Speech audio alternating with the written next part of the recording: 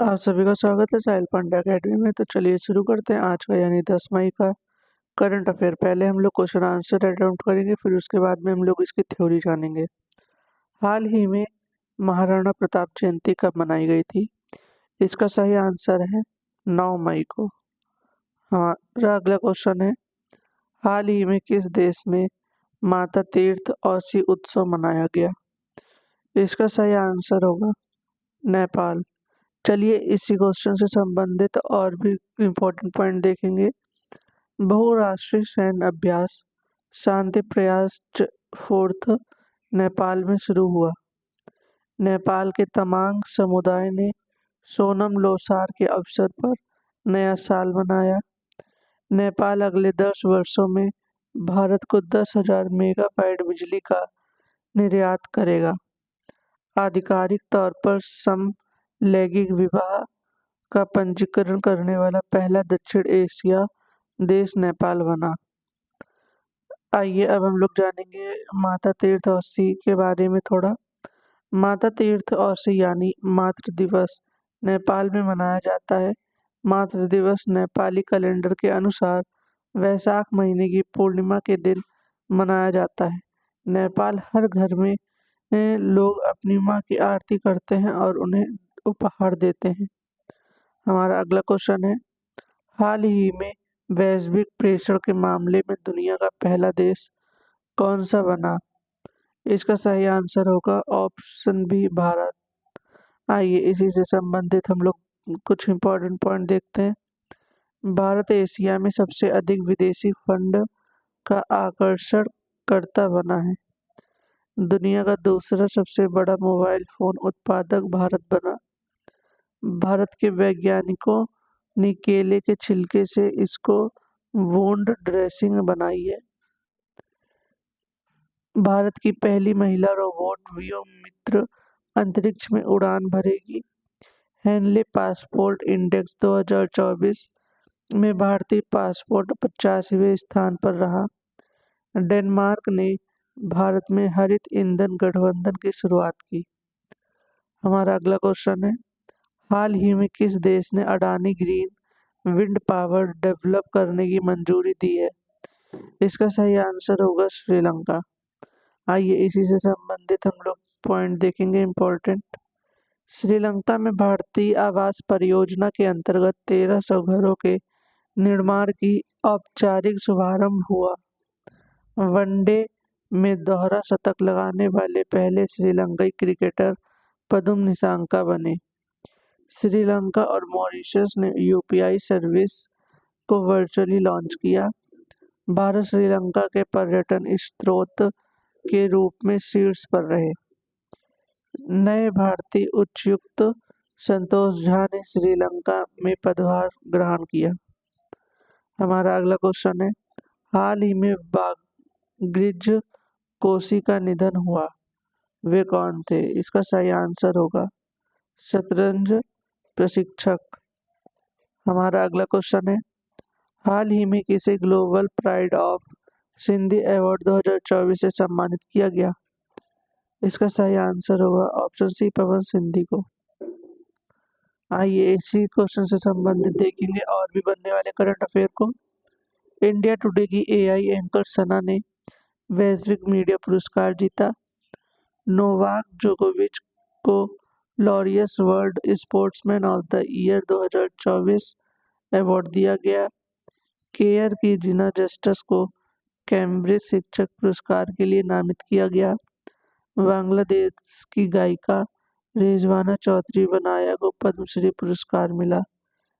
Case मानवतावादी सम्मान 2021 से रतन टाटा सम्मानित हुए।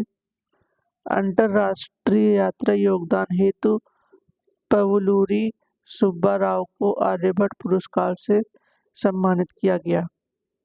हेमा मालिनी को पंडित लच्छू महाराज पुरस्कार मिला है। हमारा अगला क्वेश्चन है, हाल ही में एचडीएफसी लाइफ के अध्यक्ष के रूप में किसे नियुक्त किया गया? इसका सही आंसर होगा ऑप्शन ए के मिस्त्री।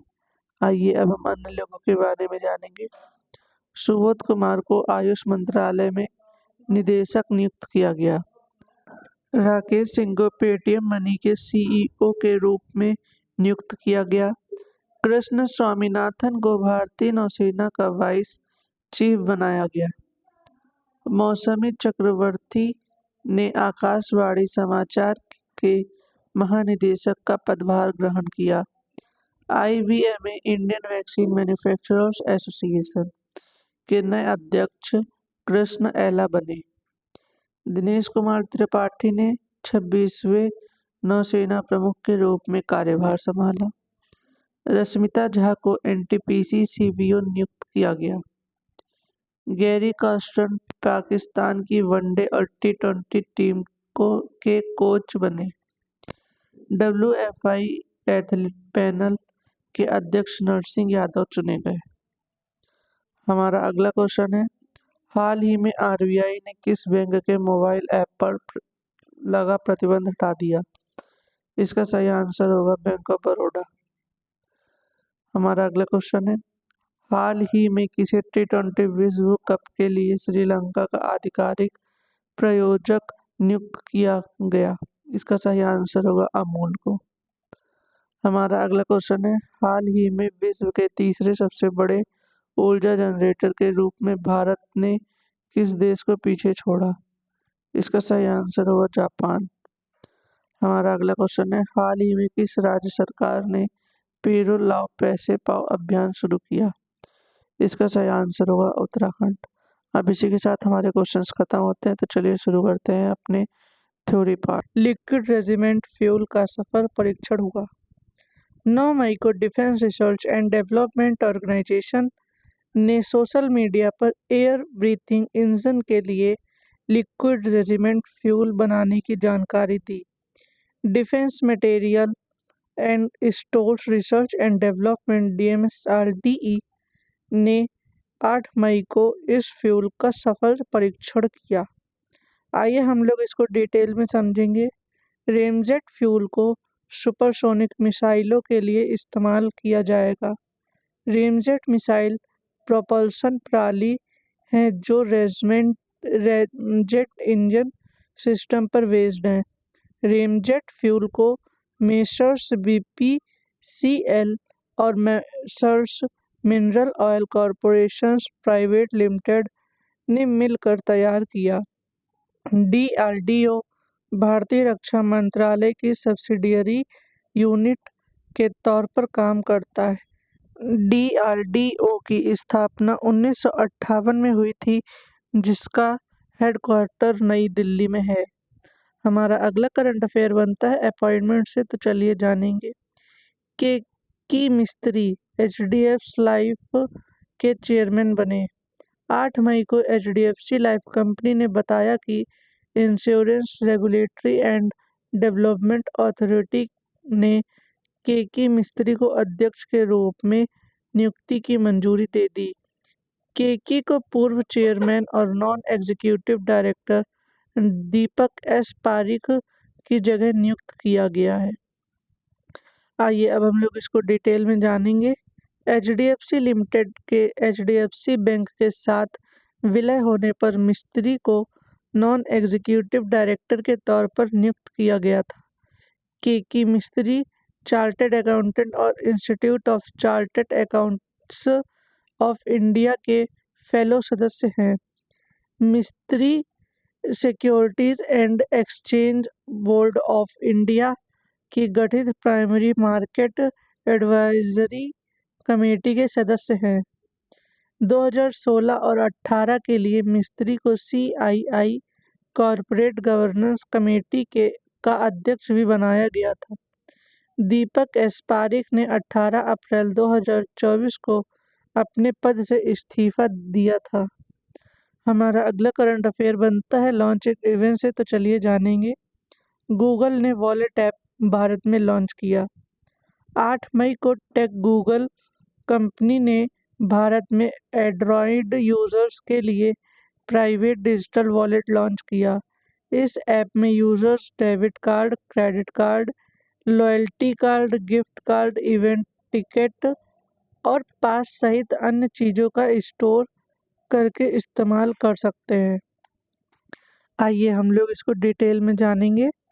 ये ऐप गूगल पे ऐप से अलग है, जो पैसे और फाइनेंस को मैनेज करने में मदद करता है।